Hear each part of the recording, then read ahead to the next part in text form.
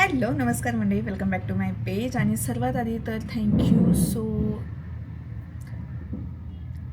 So so so much. कारण आज माझ्या सलूनला 2 वर्ष पूर्ण झाली. 2 वर्षापूर्वी हे सलून स्टार्ट केलं होतं जिथे मी बसलेली आहे आत्ता. आणि तेव्हापासून आजपर्यंतचा जो प्रवास आहे तो असा इझी नव्हता किंवा एकदमच टफही नव्हता किंवा एकदमच एन्जॉय करणारा नव्हता. असं काही नव्हतं, सगळं मिक्स अँड मॅच होतं. म्हणजे कधी हे टोक तर कधी ते टोक तर कधी काय काय काय काय काय. पण आज मी तुमच्यासोबत काही फनी गोष्टी शेअर करणार आहेत. म्हणजे माझ्या 2 वर्षाच्या सलून ओनरच्या लाईफमध्ये मी फेस केलेल्या खूप छोट्या छोट्या गोष्टी आहेत, बट खूप फनी आहेत. जसं की जे मला क्लायंट भेटतात किंवा क्लायंटची जी रिक्वायरमेंट असते किंवा क्लायंट ज्या गोष्टींवरती बार्गेनिंग करतात ना, त्यामागचं सायन्स आणि त्यामागच्या की का बार्गेनिंग करता येत नाही, का गोष्टी फिक्स असतात, का गोष्टी कमी करता येत नाही, हे मी तुम्हाला सांगते.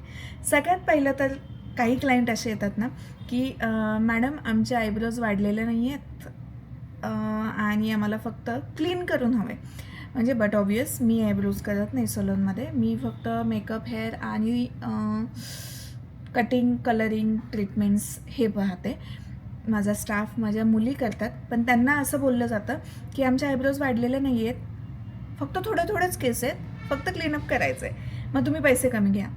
पण ताई, जे क्लीनअप करायचं आहे, जे छोटे छोटे केस आहेत ते दोऱ्यात पकडायला जास्त अवघड असतात. ते काम करायला डोळे जास्त जातात. त्या कामामध्ये उलट जास्त लक्ष द्यायला लागतं. केस मोठा असेल तर तो थ्रेडमध्ये पटकन पकडता येतो, तो पटकन काढताही येतो. पण जर हेच अगदी कमी ग्रोथ आहे आणि त्याला क्लीन करायचं आहे, त्या प्रोसेसमध्ये मेहनत जास्त लागते. त्यामुळे त्याच्यामध्ये पैसे कमी करू शकत नाही. आता दुसरी केस, मी काही केसेस सांगते की ज्या मी फेस केल्या तशा.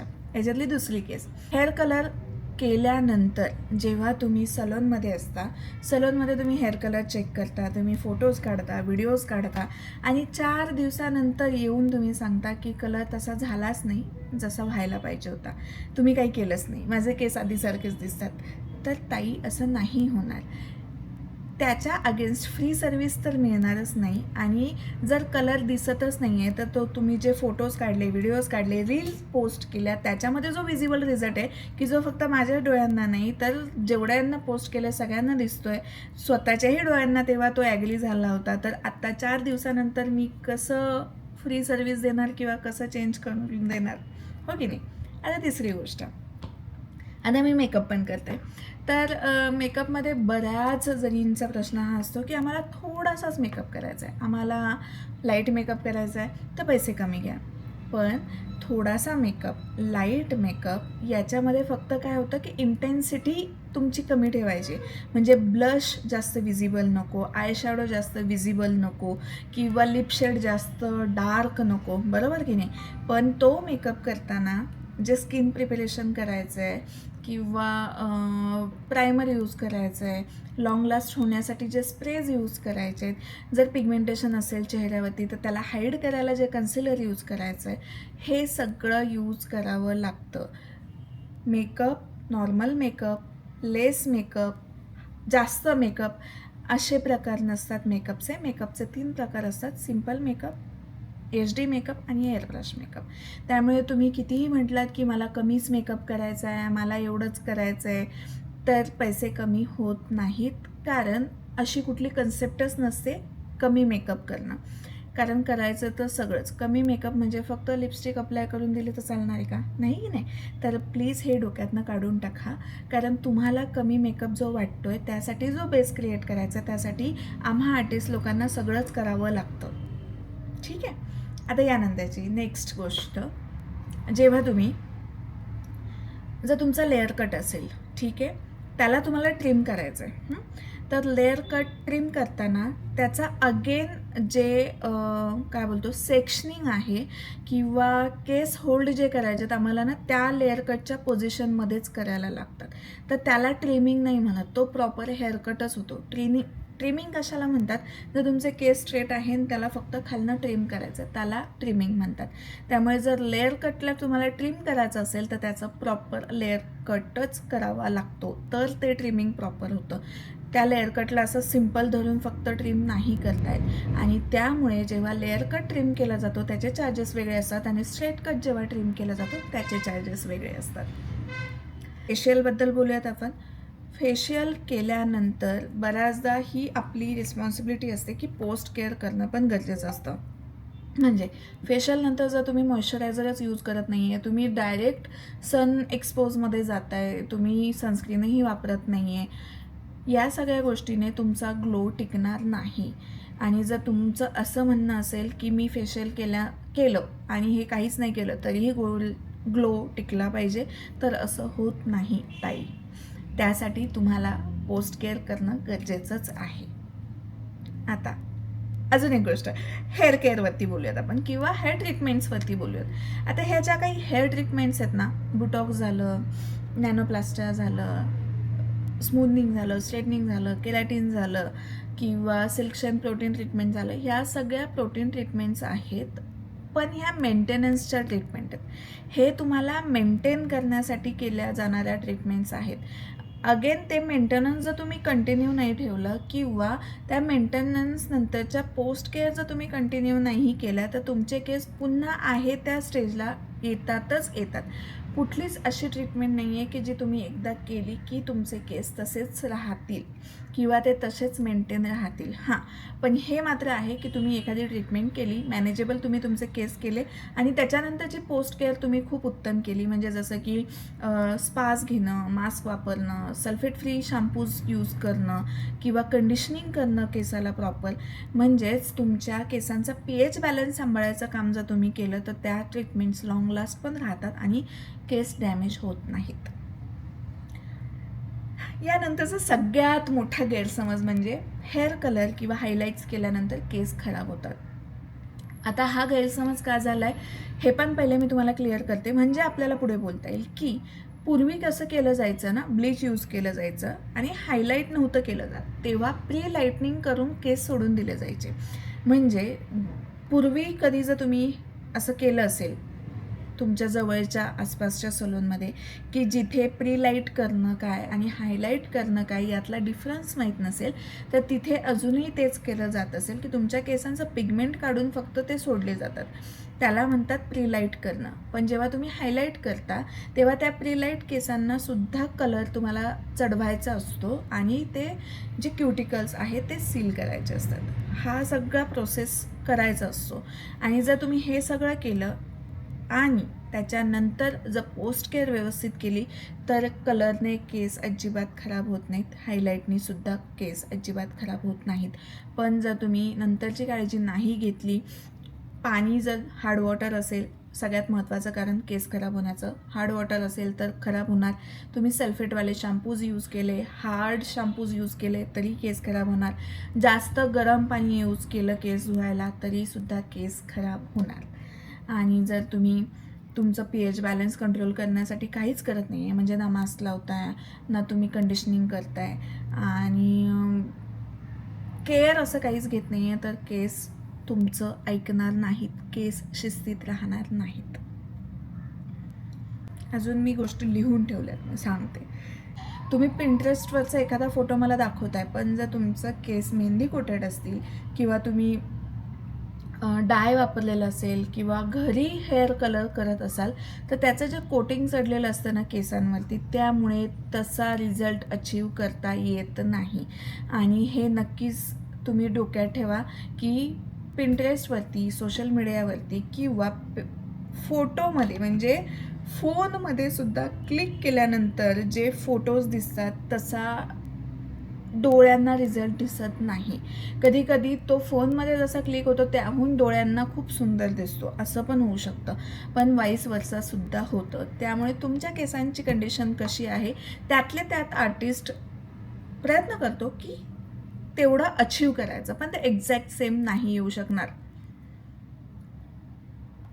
सगळ्यात जास्त मला कॉम्प्लिमेंट, या गोष्टी कॉम्प्लिमेंट म्हणण्यापेक्षा टिप्पणी मिळते की तुमच्याकडचे रेट खूप हाय आहेत. आता रेट खूप आहेत याच्यावरती 2-3 प्रकार आहे, म्हणजे 2-3 गोष्टी मला क्लिअर करायच्या आहेत, की ज्या प्रकारचं तुम्ही इंटेरियर करताय, ज्या प्रकारचं तुम्ही ॲम्बियन्स तयार करताय किंवा ज्या प्रकारचं तुम्ही द्यायचा प्रयत्न करताय तुमच्या क्लायंटला, हे सगळं इन्क्लूड असतं. जो रेट लावला जातो किंवा जे चार्जेस लावले जातात त्यामध्ये, म्हणजेच तुम्ही AC बसवला आहे की नाही बसवला आहे, की तुमच्याकडे फॅनवरती काम चालतं आहे, तुम्ही चांगल्या मशिनरी यूज करताय की नाही करताय, की तुम्ही लोकल मशिनरी यूज करताय, तुम्ही प्रोडक्ट कुठल्या ब्रँडचे वापरताय की लोकल प्रोडक्ट वापरताय, या सगळ्या गोष्टी मॅटर करतात जेव्हा हे रेट कार्ड डिझाईन केलं जातं.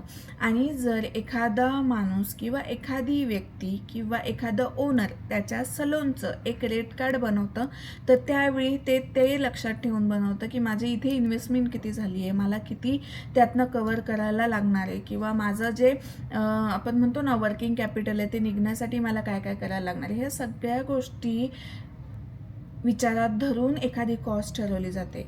उदाहरणार्थ, जर एखाद्या सलोनमध्ये जिथे AC आहे, चांगला स्टाफ आहे, हायजेनिक आहे, स्वच्छ आहे, तिथे जर आयब्रोजचे 100 रुपये घेतले जातात आणि एखादी XYZ लेडीज घरात करते की जिथे घरातले लोक पण आहेत, तुम्हाला अनकम्फर्टेबल फील होतं आहे, तिथे जर ते 30 रुपये घेत असतील तर हा प्रत्येकाचा कम्फर्ट झोन आहे.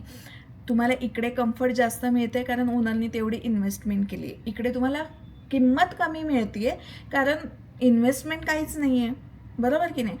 मला दोन्हीही बाजूंना असं हे चांगलं हे वाईट असं नाही म्हणायचं आहे, पण प्रत्येकाने आपल्या बिझनेसकडच्या अपेक्षा, आपले इन्व्हेस्टमेंटवरचे रिटर्न हे ठरवलेले असतात. त्यामुळे जर तुम्ही असं कम्पेअर करत असाल की माझ्या घराच्या बाजूला जी लेडीज करते ती 30 रुपयात आयब्रोज करते आणि तुमच्याकडे 70 रुपये घेतले जातात, तर हे टोटली चूक आहे असं मला वाटतं. म्हणजे असंही असू शकतं की एखाद्याला ते नाही परवडणार, पण जेव्हा नाही परवडणार तर याचा अर्थ असा नाही होणार की आम्ही अवाढव्य अमाऊंट घेतो आहे किंवा उगाचच लुटायचं म्हणून काहीही प्राईस घेतो आहे. कारण मी असं नोटीस केलं की माझ्या म्हणजे ज्या क्वालिटीचं सर्विस आपण प्रोव्हाइड करतो आहे सगळ्यांना, ठीक आहे, या क्वालिटीचं सर्विस मी जिथे दुसरीकडे सर्व्हिसेस बघते तिथे याहूनही डबल टिबल रेट असतात. आता मला ते मिनिमम ठेवायचे आहेत, मला ना जास्त हाय ठेवायचे आहेत ना मला जास्त लो ठेवायचे आहेत, कारण माझा पण खर्च पाणी निघलं पाहिजे असा माझा थॉट प्रोसेस असतो. तरीसुद्धा जेव्हा मला क्लायंट असं बोलतं की तुमच्याकडे पैसे जरा जास्तच आहे, माझं असं मनात होतं की आता कसं समजावू मी ताई तुला की माझ्याकडे रेट हा काय. ओके, अजून एक गोष्ट, जेव्हा मेकअपला मेकअप आर्टिस्ट म्हणून आम्ही एखाद्या लग्नात जातो, आम्ही म्हणजे किंवा आर्टिस्ट हे सगळे रिलेट करतील. जेव्हा आर्टिस्ट एखाद्या ठिकाणी लग्नाला जातो किंवा मेकअप आर्टिस्ट म्हणून जातो, एक मेकअप असेल, 2 मेकअप असेल, तर तो त्या प्रिपरेशनमध्ये असतो की त्या लेडीजचं की जिची ऑर्डर आहे तिचं मेकअप करायचं आहे, हेअर करायचं आहे आणि साडी ड्रेपिंग करायचं आहे, बरोबर. आणि जेव्हा आजूबाजूला लोक जे असतात, म्हणजे जसं मी ब्राईड करायला जाते, ब्राईडचे कॉस्टिंग ठरलेली असते, ब्राईडचा वेळ ठरलेला असतो. ते तयार करता करता खरं सांगायचं तर जेव्हा एखादी ब्राईडची असाइनमेंट असते किंवा कुठलीही असाइनमेंट असते ना, तर घरातनं निघण्यापासूनचं स्ट्रगल खूप जास्ती असतं. म्हणजे सकाळी लवकर उठून ते प्रिपरेशन करणं, कॅब करणं, मग जाणं, त्याच्यानंतर जेव्हा घरातनं माणूस निघालेलं असतं, जर अर्ली मॉर्निंग निघणार असेल तर साहजिक आहे तुमचं अगदी रिलॅक्समध्ये तुम्ही निघू नाही शकत, तुम्ही तिथे स्ट्रगल करतच निघता. लोकेशनवर पोचता, तुम्ही मेकअप करता, ब्राईडचा एक मेकअप झाला, एक चेंज झालं, बरोबर की नाही. त्याच्यानंतर जेव्हा वेळ मिळतो तेव्हा तुम्हाला बसायचं असतं, तेव्हा तुम्हाला रिलॅक्स करायचं असतं, कारण नेक्स्ट जे चेंज आहे त्याच्यासाठी तुम्हाला स्वतःची एनर्जी रिस्टोअर करायची असते. आणि तेवढ्या याच्यामध्ये जर फॅमिली मेंबर कोणी आलं आणि जर म्हटलं की एक पिन लावून दे गं, तेव्हा जेव्हा आर्टिस्ट हे सांगतो की त्याचे चार्जेस होतील, रिलेटिव्हची रिॲक्शन अशी असते की एकतर पिन लावायची आहे. मग ते असं होतं ना की ती एक तर पिन लावायची आहे, याच्यासाठी जो रेस्टिंग पिरियड आहे किंवा जे थांबायचं आहे, रेस्ट करायचं आहे स्वतःच्या बॉडीला, तो पिरियड तर खर्च होतो ना. आणि ती एक पिन लावणं जर खरंच तेवढं साधं आहे तर मग त्याच्यासाठी तुम्हाला मेकअप आर्टिस्ट कशाला पाहिजे, किंवा जी आर्टिस्ट तिथे अवेलेबल आहे ती का पाहिजे. बरोबर की नाही. फक्त पिनच लावायचे, तर तुम्ही कोणाकडनं पण पिन लावून घेऊ शकता. पण तुम्हाला ते कळतं की कोणी पण पिन व्यवस्थित नाही लावणार, आर्टिस्ट व्यवस्थित लावेल. का? कारण त्याला ते काम येतं, आणि जर ते काम आहे तर त्याचा मोबदला घेतल्याशिवाय आर्टिस्ट फुकट काम का करेल? बरोबर की नाही. सेम होतं हेअरस्टायलिस्टच्या बाबतीत. जेव्हा हेअरस्टायलिस्ट एखाद्या ठिकाणी जातं आणि हेअर करायचं असतं, बरोबर, खूप लोकांना असं वाटतं की ओपन कर्ल्स करणं म्हणजे खूप इझी जॉब आहे. It's not easy job. Curls करायला खूप वेळ उभं राहायला लागतं. तुमच्या केसांचा एक एक स्टान्स घेऊन त्याला रॅप करणं, अनरॅप करणं, त्याच्यासाठीचं प्रिपरेशन करणं ही खूप मोठी प्रोसेस आहे. त्याच्यामध्ये प्रॉडक्ट तर एक जातात. दुसरं म्हणजे मेहनत खूप जास्त लागते. आणि तुम्ही फक्त काही देणार नाही आहे म्हणून आर्टिस्ट असं नाही करत ना की काही नाही देतं तर चल कसं पण करून द्यायचं, कारण आर्टिस्टला ते पटत नाही. आणि म्हणून आर्टिस्ट डिमांड करतं की ठीक आहे, मी काम तर चांगलंच करणार आहे, मग त्याच्या बदल्यात मला मोबदला तर ॲटलिस्ट भेटला पाहिजे. त्यामुळे इथून पुढे जो कोणी माझा हा व्हिडिओ बघताय, जर तुम्ही आर्टिस्ट असाल तर तुम्ही ह्या सगळ्या गोष्टी रिलेट कराल आणि त्यावेळी स्टँड घ्यायला शिका, नाही म्हणायला शिका, किंवा सांगायला शिका की ठीक आहे, हे काम करते मी, पण याचे XYZ जे काही तुम्हाला योग्य वाटत असेल ते चार्ज तुम्ही करू शकता. आणि जर तुम्ही आर्टिस्ट नाही आहे पण माझा हा व्हिडिओ बघताय तर प्लीज आर्टिस्ट लोकांच्या कष्टाचा आणि त्यांच्या वेळेचा मान राखा. आणि जर तुम्हाला रेट हाय वाटत असेल तर तुम्ही बार्गेनिंग करा थोडंसं तुमच्या बजेटमध्ये, त्या पुढच्या व्यक्तीच्या बजेटमध्ये बसते का बघा, नाहीतर सोडून द्या. पण फुकट कुठलं तरी काम करून घ्यायच्या उद्देशानं किंवा आमच्याकडच्या मुली करतात, आमच्याकडची पार्लरवाली जे सांगाल ते करते, हे असं कम्पेअर करू नका. मला मुळात हा वाद आत्ता इथे घ्यायचा नाही आहे. तो वादाचा मुद्दा होऊ शकतो की पार्लरवाली मेकअप आर्टिस्ट, कारण मी दोन्ही पण आहे, मी पार्लरवाली पण आहे, मी मेकअप आर्टिस्ट पण आहे. त्यामुळे मला तो वाद लागूच पडत नाही. बट जेव्हा असं होतं ना की तुम्ही असं बोलता तोंडावरती की आमच्याकडच्या पार्लरवाल्या तर करतातच, पिन तर लावायची आहे, एवढं काय, एवढं असतं त्याच्यामागे. त्या फिलिंग्स असतात, ते फ्रस्ट्रेशन असतं, कष्ट असतात, आणि ते स्किल डेव्हलप करण्यासाठी लागलेली मेहनतसुद्धा असते. आणि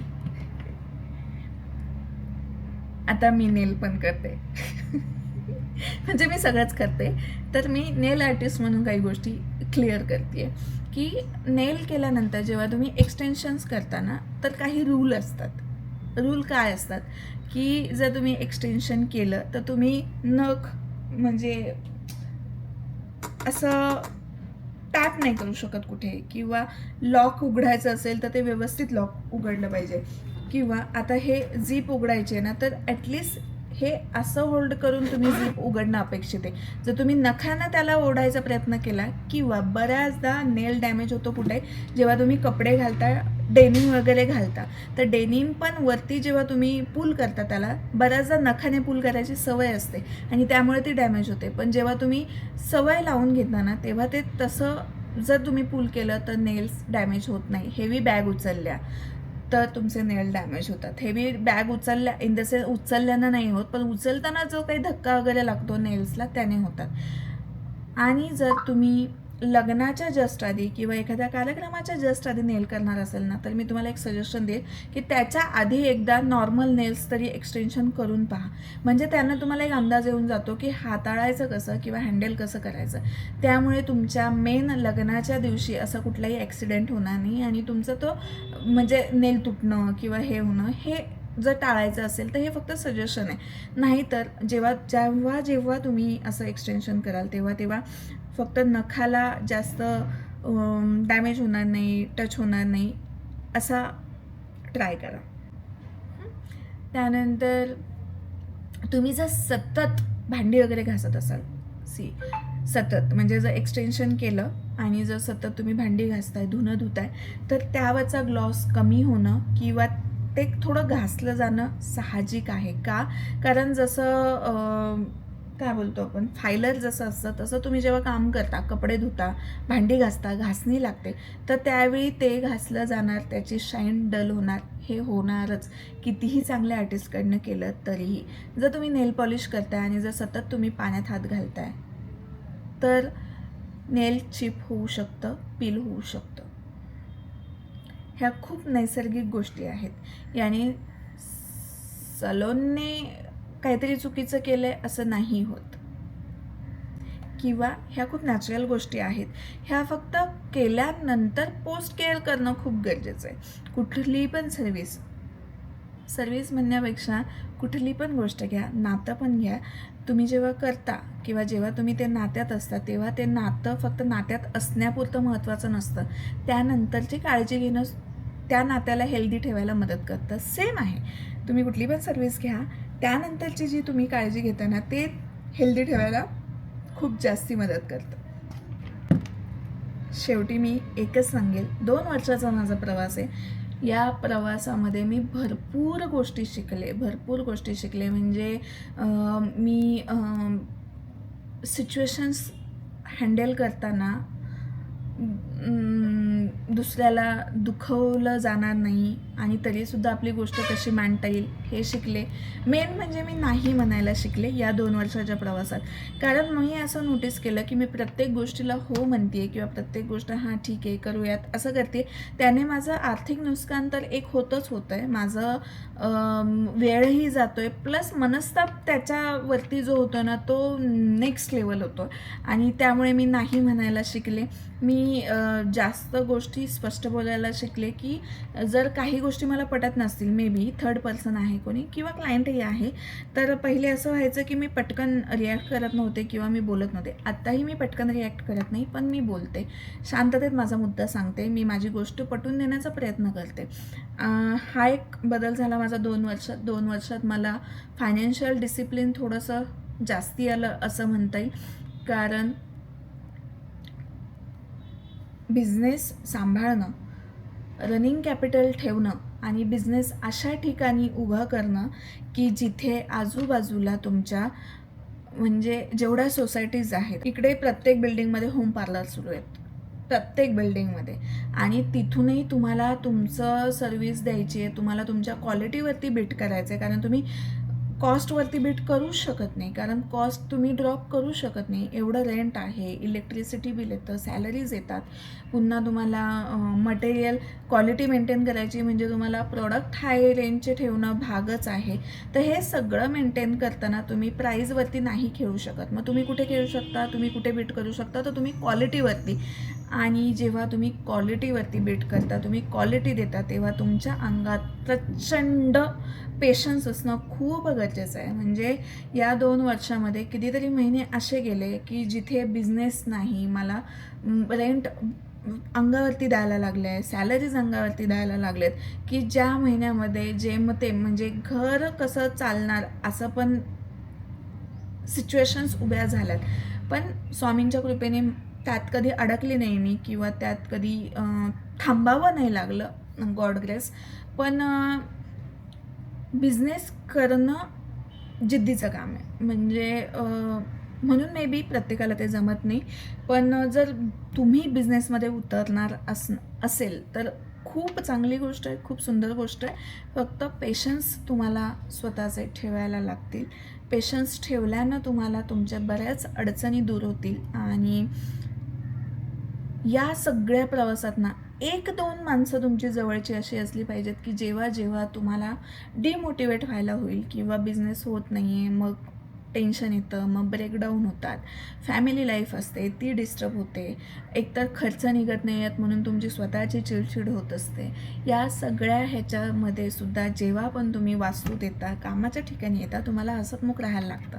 म्हणजे आतमध्ये जी काही कालवा चालली आहे ती तुम्हाला दाखवायला नाही पाहिजे, तुम्हाला दाखवता येत नाही.